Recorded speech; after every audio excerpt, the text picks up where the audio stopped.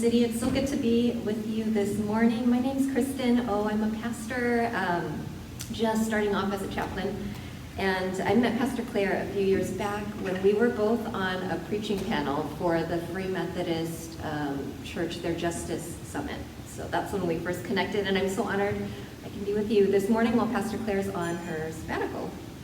Just a little bit about me. In this season of my life, the last couple of years, I've really been sitting in the first couple chapters of Genesis.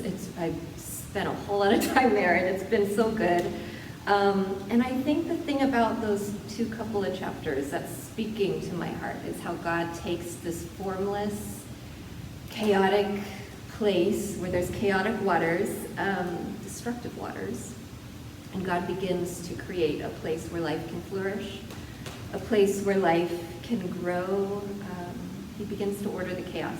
God orders the chaos and making spaces where life can be. And for myself, it's when I am creating, it's when I'm making, when I'm gardening, when I'm doing these things that I feel nourished, I feel the most connected to the divine. So that's just me, where I've been the last couple of years. I'd love to connect with you after service if you have time, just to get to know you all a little bit more.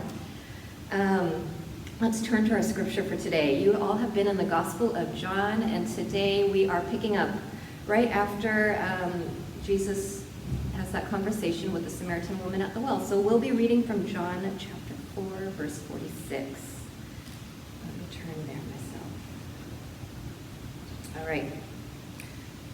Then he came again to Cana in Galilee, where he had changed the water into wine. Now there was a royal official whose son lay ill in Capernaum. And when he heard that Jesus had come from Judea to Galilee, he went and begged him to come down and heal his son, for he was at the point of death. Then Jesus said to him, "Unless you see signs and wonders, you will not believe." The official said to him, "Sir, come down before my little boy dies." And Jesus said to him, "Go, your son will live." The man believed the word that Jesus spoke to him and started on his way. As he was going down, his slaves met him and told him that his child was alive. So he asked them the hour when he began to recover, and they said to him, "Yesterday at 1 p.m, the fever left him." The father realized that this was the hour when Jesus said to him, "Your son will live." So he himself believed, along with his whole household. Now this was the second sign that Jesus did after coming from Judea to Galilee. The word of the Lord. In our passage today, we meet a man who's introduced as a royal official. And as a royal official, he could be connected either to the Roman emperor or to the Jewish tetrarch, Herod Antipas. And the narrative, it doesn't distinguish whether he's Gentile or Jew, and it's not a detail that makes a huge difference in this particular narrative, but we do know that this man is a father. And his son is sick. He's so sick that he's at the point of death. This royal official hears that Jesus is nearby in Cana, which is about 20 miles where he lives in Capernaum. And we don't know his connection to Jesus at this particular point in the story.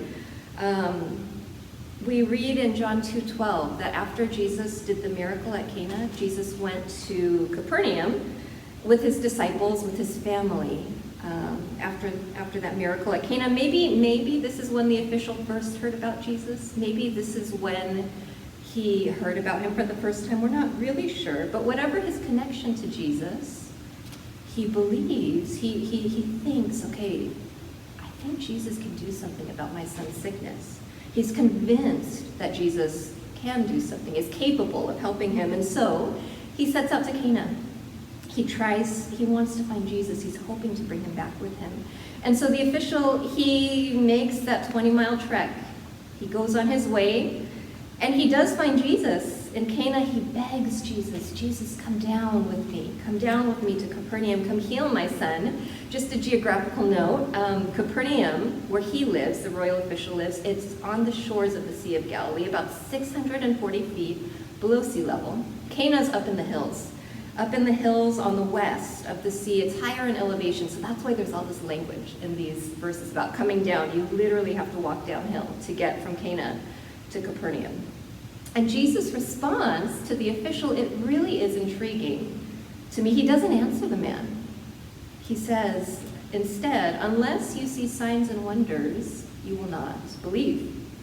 And that you is plural. He's addressing not just this man, but he's addressing maybe the people around, maybe people in general. Unless you all see signs and wonders, you will not believe. And it highlights this larger dynamic taking place in the gospel, that Jesus works wondrous deeds. Some people, they see these amazing things, they are left in awe and wonder, but their response stops right there. The signs, they're impressed by them, but they miss the point of what the signs are trying to help them to realize. The signs are meant to point to something else, deeper, to highlight Jesus, who is the Son of God, who is one with the Father, and by God's power is able to do these wondrous deeds. These signs are meant to lead people to respond with faith and belief in Jesus. And there are many people in the gospel who miss the point of these signs, and so when the official comes to Jesus basically asking for a sign, come heal my son, it's almost as if Jesus is lamenting, oh, here's another person. Here's another person coming, asking me for a sign, wanting me to perform another party trick. His response to the official, it doesn't seem promising to me. But the official is not put off by Jesus' non-answer. Remember, he's desperate. This man is desperate. His son is dying. He's come all this way, and so he persists. He asks him again, Sir, come down to Capernaum. Come down to Capernaum, please, before my son, before my little boy dies. And this time, Jesus answers him. He says, go, your son will live. Now at this point, this official, this man, he has a choice to make. This wasn't the answer he was expecting. Remember what he wanted Jesus to do. His intention was to bring Jesus home with him. And then he says, okay, now that Jesus is here, he can heal my son. That's what he wanted Jesus to do. That's how he saw this happening. So when Jesus gives him another option, I see that this royal official, this man, he has a choice to make. Will he hang on to his agenda? Will he persist and say, no, Jesus, this is how I want it to go? Or will he decide to believe Jesus, to say, okay, that's not what I thought you were going to say, but I'm going to trust that there's something there in what you're saying. It's a hard choice to make. I know for myself, when I have an idea of how I want things to work out, when I have a problem to solve and I have my response all figured out, it's really hard. It's really hard to see other options, to let go of what I think is best. And this man, he has no assurances or no guarantees that his son will be healed besides these words that Jesus spoke to him. What if he takes Jesus up on his word and then he makes that journey home to Capernaum only to find that his son has died? It'd be too late, right? Jesus would be long gone. What then? He has a choice to make. Verse 50, we read that this man believes the word that Jesus spoke to him, and he begins on his way. He's not yet seen any sign or wonder. He hasn't seen Jesus do anything. And yet, Scripture says he believes, he trusts the word that Jesus spoke to him. As he approaches Capernaum, he's met by his slaves who bring him news that his child is alive. Not only is this child alive, but the father realizes he began to get better at the same exact moment when Jesus said that his son would live. Even now, at this moment, even now, this man has not seen. He has not seen his living son. with his own eyes. He has not wrapped his arms around him to feel the life in his son's body for himself. And yet, though not seeing anything, any proof, he believes. And yet he believes. He's able to see beyond this wondrous deed, beyond the healing of his son, to what the sign is pointing to. That in Jesus and by Jesus' words, there is life. Verse 53 tells us he and his whole household believed, which is similar to the conversion language that's used in the book of Acts. When someone with his or her whole household comes to believe, comes to be saved. One of the themes you all have been exploring in this time in the Gospel of John has been that Jesus wants more for you, more than maybe even you think you deserve. The official that we encountered today, he knew what he wanted. He knew what he wanted. He wanted Jesus to come with him to heal his son, and he went to great lengths to make that happen. He journeyed 20 miles to find Jesus, and when he found him, he kept asking, begging him to come. But when Jesus has something else in mind for him, he has to release his plans. He has to let go of the way he thought that this would play out. What enables him to do this, what enables this man to do this, is his ability to believe in Jesus' word. When Jesus tells him that his son would live.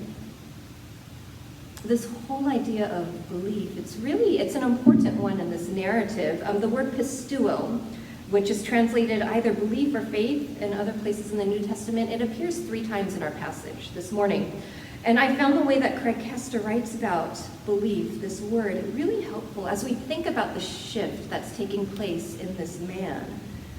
Craig Kester writes, faith, on a basic level, it's trust. It's a positive form of relationship. Significantly, John regularly uses the word pistuo, which is to trust or believe, rather than the noun pistis, or faith. This makes trusting or believing a form of activity, a way of relating. It centers on Jesus. For those who believe in him also believe in the God to whom he bears witness. The way that Kester frames pistuo, belief, as trust, this verb of to trust, it's really helpful to me.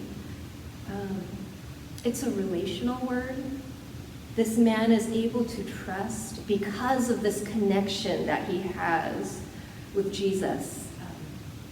As I was thinking about this, I don't know if you all have seen the old animated Disney Aladdin.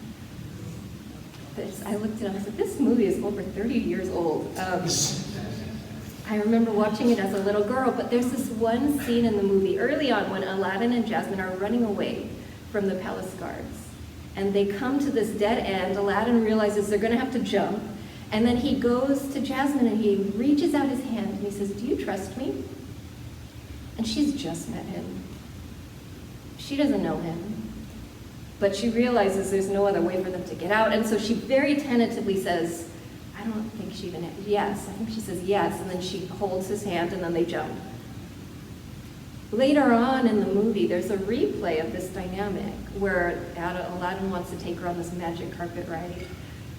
And he again reaches out his hand to her and says, do you trust me? And by this time in the movie, there's more of a connection. Jasmine is she's beginning to get a better sense of Aladdin, who he is. And so it's much easier for her to take his hand. You see the way that their relational connection enables the trust to take place. And it's not an exact one-to-one correlation here, but it helps to illustrate the point that as this man has a bigger connection to Jesus, it enables him to trust in a different way, maybe in a deeper way, to come to deeper belief in Jesus. When Jesus says, go, your son will live, the official is able to say, okay, I can let go of my agenda. I can trust, maybe not Jesus, but I can trust his word to me as true. And that helps him to take a step to begin that journey home. He doesn't know for sure that his son will live, but he's able to take a step in that direction of trusting Jesus. And when he hears that his son is better, At the same moment he was healed, when Jesus spoke to him, his trust deepens. It says he believes Jesus, not just for him, but his entire household come to believe. And I really like this dynamic of believing, of trusting in Jesus, that it's a process. It can deepen as time goes on, as we become more connected to Jesus and who Jesus is, as we grow in relationship with him, so does our trust, our ability to trust deepen. I know I've been in situations where things didn't work out the way I thought they would. In those instances, my instinct is always to do everything I can to get out of that tough spot. I do my research, I look at my options, I work really, really hard to get out of that situation. Everything in my power, I do everything in my power to make that situation better. I'm not saying that that's a bad thing, but I know that for myself, often when I'm in that place, I clamp down and I get into this place of constriction and of fear that keeps me from being open to what Jesus might have in store for me, to open myself up, to remember that I'm not alone, that I don't have to solve this on my own. The question I pose for us this morning is, what does it look like to trust Jesus when things are tough, when we don't see a way out? What does it look like to trust Jesus when we have to let go of our own agenda, of how we thought things would play out for us? To be able to say, okay, God, this isn't what I anticipated. I don't like how this looks or how this feels, but Jesus, help me. Help me to take a step in the direction of trusting you, and then maybe another step after that. Help me to follow you, to trust that you will lead me forward. I wonder what does it look like to trust Jesus right now in our country when things just feel like chaos and darkness, when there is story after story of wrong and injustice. Jesus, help us to trust you. Help us to not give in to the despair, to stay connected to you in relationship with you, holding firm to the belief that Jesus, in you there is life, in you there is light. Asking Jesus, empower us not only to trust you, but to walk in your way, to shine your light in dark places, to help us embody your goodness and your grace and your love as we interact with every single person that we meet. That's what I have for us this morning. Will you join me in prayer?